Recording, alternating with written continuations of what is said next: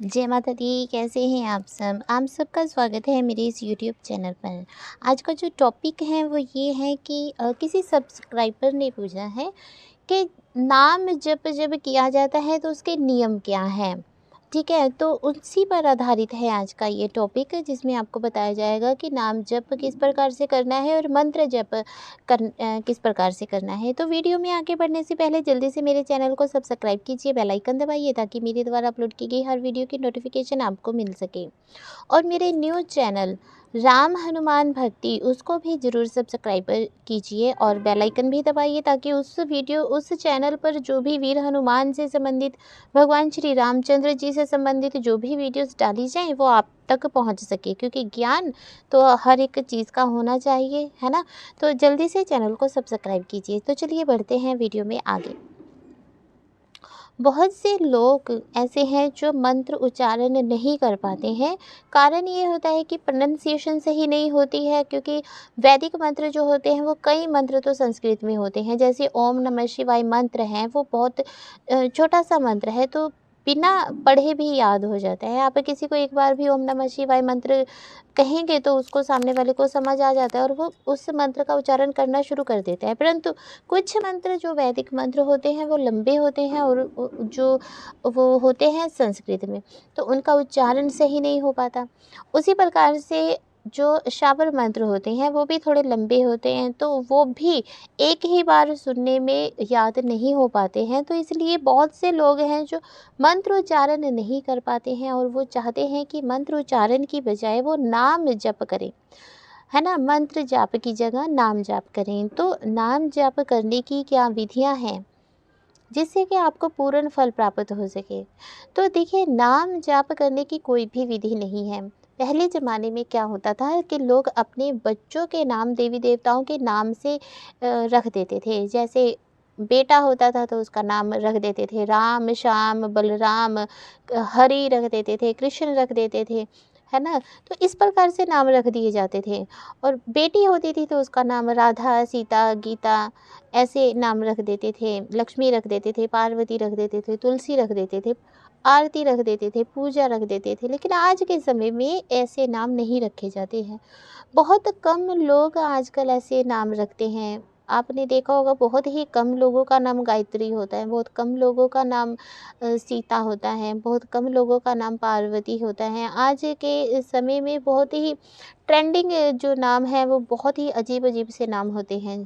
तो इसलिए आज के समय में, उस समय जो होता था पुराने समय में, लोग नाम जप के हिसाब से ही अपने बच्चों का नाम रख देते थे, ताकि कि जब बच्चों को आवाज़ लगाएंगे तो बच्चों के नाम बच्चों को पुकारने के बहाने भगवान का नाम मुंह से निकल जाएगा।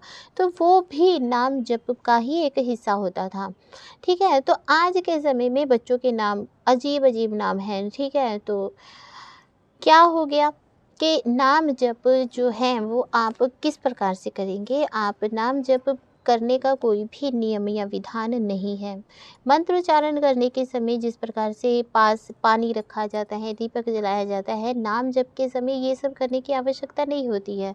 अगर आप कोई काम कर रहे हैं तो आप काम करते हुए भी नाम जप कर सकते हैं।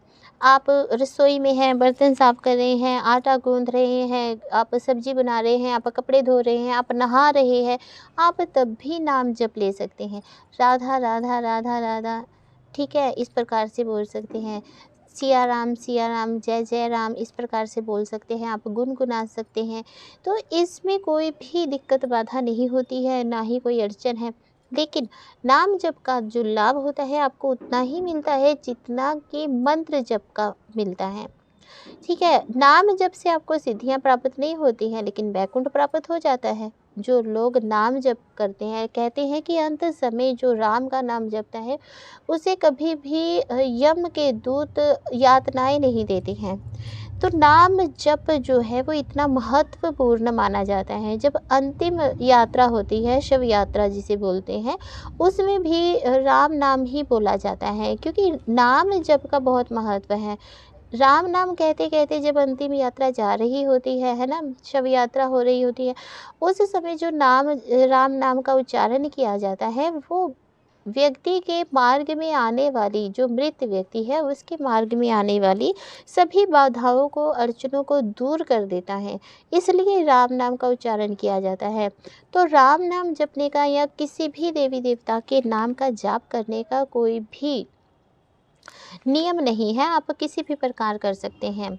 यदि आप ऑफिस में हैं और कंप्यूटर पे कोई काम कर रहे हैं, आप तब भी नाम जप कर सकते हैं।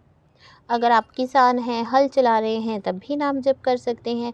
अगर आप टीचर हैं, बच्चों को पढ़ा रहे हैं, तो आप मानसिक रूप से आप नाम जप अपने मन में कर सकती हैं।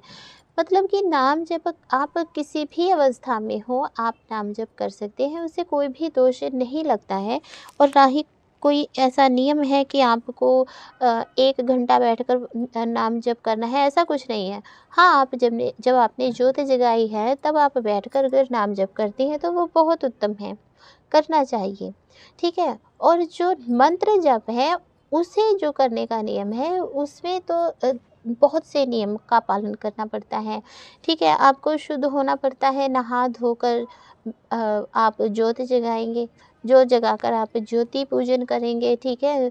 और उसके बाद आप देव पूजन करेंगे। आप फिर अपने पास जल आपने रखना है, गंगा जल, फिर मंत्रोच्चारण करना है। मंत्रोच्चारण आप माला से कर सकते हैं। माला से जब आप मंत्रोच्चारण करेंगे, तो उसका भी आपने ध्यान रखना है कि जो माला है वो ढक कर आपने मंत्रोच्चारण करना है। और जब मंत्रोच्चारण कर रहे हैं, तब आप मानसिक रूप से अगर मंत्र जाप कर रहे हैं, तो उसका फल आपको अलग मिलता है। अगर आप बोल बोल के मंत्रोच्चारण कर रहे हैं, उसका फल आपको अलग मिलता है। अगर आप बोल रहे हैं लेकिन आवाज़ नहीं आ रही, सिर्फ होंठ हिल रहे हैं, उसका फल आपको अलग मिलता है। इस प्रकार से होता है। मंत्रोच्चारण करने के लिए माला की आवश्यकता होती है, जल की आवश्यकता होती है। सबसे बड़ी बात कि आपको आसन की बहुत आवश्यकता होती है अगर आप मंत्रोच्चारण कर रहे हैं। लेकिन नाम जप कर रहे हैं, उसमें आपको आसन की आवश्यकता नहीं होती है, लेकिन मंत्र जाप करते समय आपको आसन लेना ही पड़ेगा, ठीक है। आसन की आवश्यकता होगी।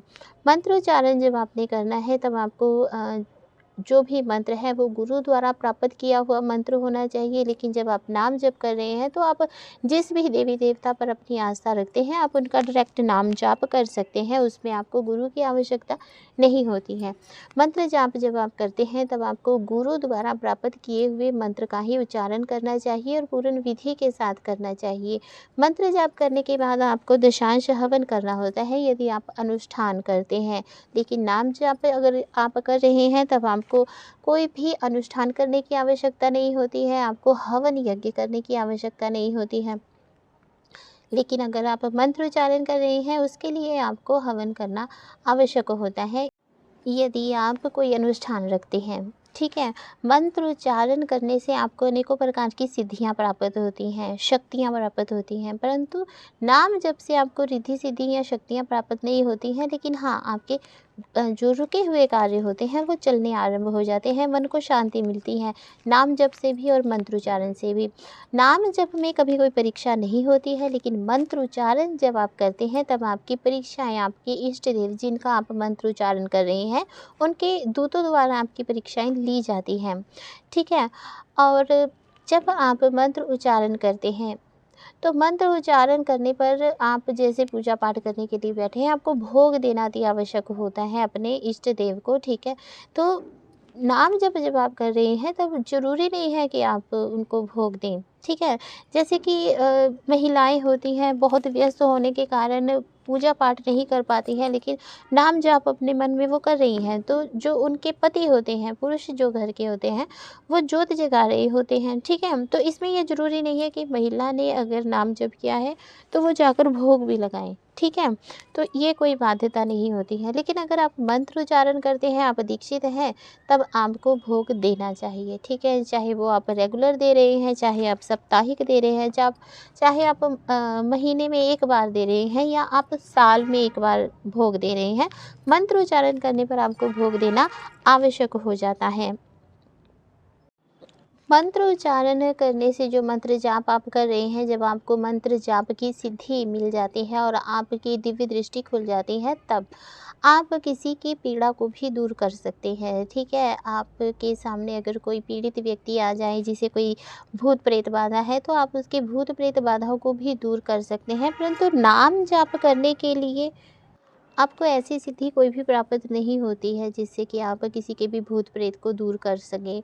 अगर ऐसी सिद्धि नाम जाप से प्राप्त होती है तो बहुत ही ज़्यादा मात्रा में आपको नाम जाप करना पड़ता है, तब जाकर कहीं ऐसी सिद्धि प्राप्त होती है। तो नाम जाप और मंत्र जाप में क्या अंतर है, वो मैंने आपको अच्छे से समझाया। आशा करती हूँ कि आपको अच्छे से समझ आ गया होगा कि नाम जाप करने की कोई ऐसी ख़ास विधियाँ नहीं हैं। आप चाहे तो चलते फिरते, उठते बैठते, नहाते हुए, खाना खाते हुए, खाना बनाते हुए, बर्तन साफ़ करते हुए, गाड़ी चलाते हुए, अपनी जॉब पर जब आप गए हुए हैं, तब भी आप नाम जाप कर सकते हैं, तो उससे कोई भी आपको दोष नहीं लगता। नाम जाप करने के ऐसे कोई ख़ास नियम या विधियाँ नहीं हैं। और मंत्र जाप करते समय आपको किन-किन बातों का ख़्याल रखना है, वो सब मैंने आपको बताया, क्या-क्या ज़रूरी है। मोटे-मोटे तौर पर मैंने आपको सब अच्छे से समझा दिया। आशा करती हूँ कि आपको ये वीडियो अच्छे से समझ आ गया होगा। अगर आप किसी भी टॉपिक पर वीडियो चाहते हैं या किसी भी टॉपिक पर आप नॉलेज लेना चाहते हैं, तो आप कमेंट में अपना टॉपिक लिखिए कि इस टॉपिक पर हमें वीडियो बनाकर दीजिए। आपको वो जानकारी दी जाएगी जो बिल्कुल सही और सच्ची जानकारी है।